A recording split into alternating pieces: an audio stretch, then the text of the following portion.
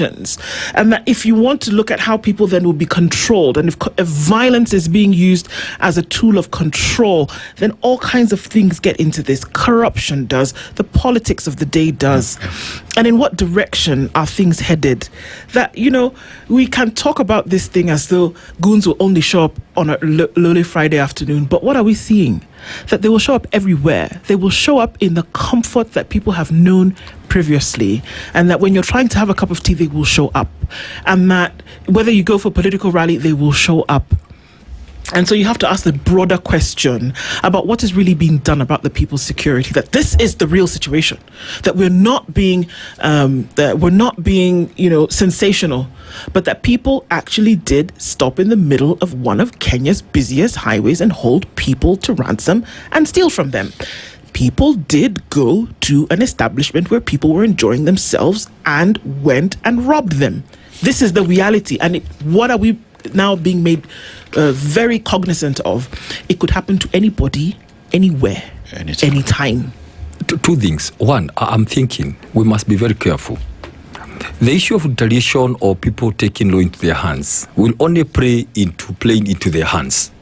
You know, it will play into their script, because the moment anybody organizes something to go protest or attack, you know, or fight, then they will have gotten what they have been wanting, so that they can say, you see, it's not government. Look at this. This is somebody who was sent. We can trace the phone and the money from somebody else's special opposition. That's what they are waiting for. That's why we are telling our people to be careful.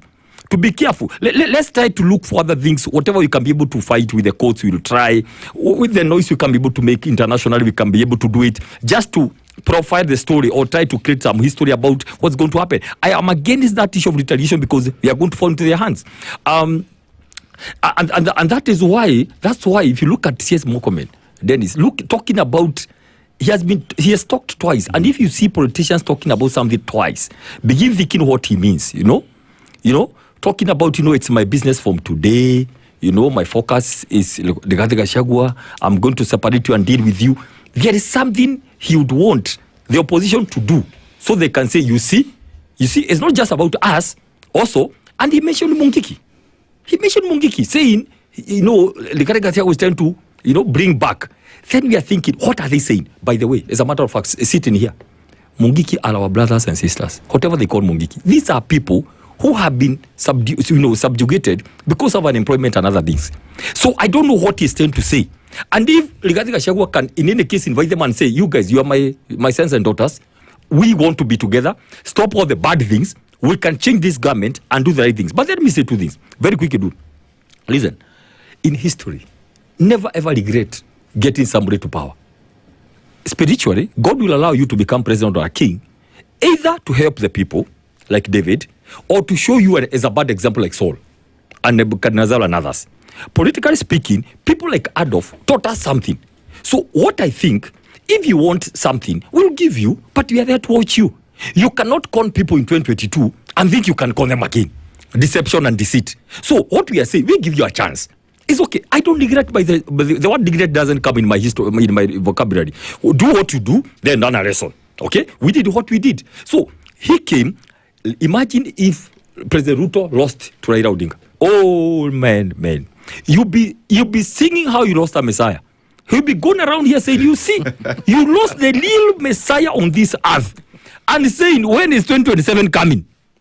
And you never know. We would have transported the problem from 2027 to 27 to maybe 2037. Okay, so another 10 years. So, really, please, I'm saying that because I, as a Christian 1 and 2, as a political scientist, we don't regret giving Ruto the presidency. No, we gave it to him so that we can see the kind of person he is. But all along, by the way, listen, grown-ups never change, Dennis. This is all in retrospect now. Yes, okay. yes, of course. Okay, grown-ups never change. Yeah.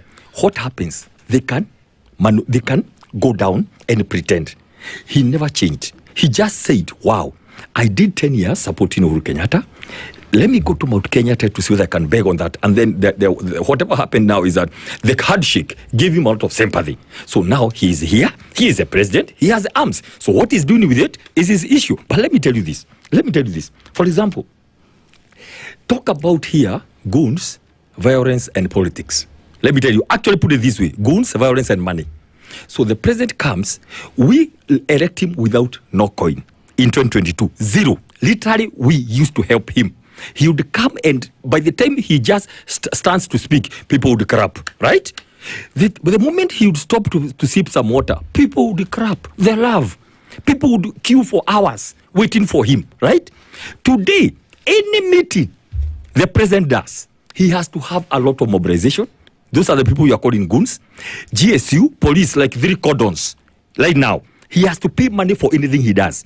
And then he thinks, this is now interesting. We gave you power with nothing.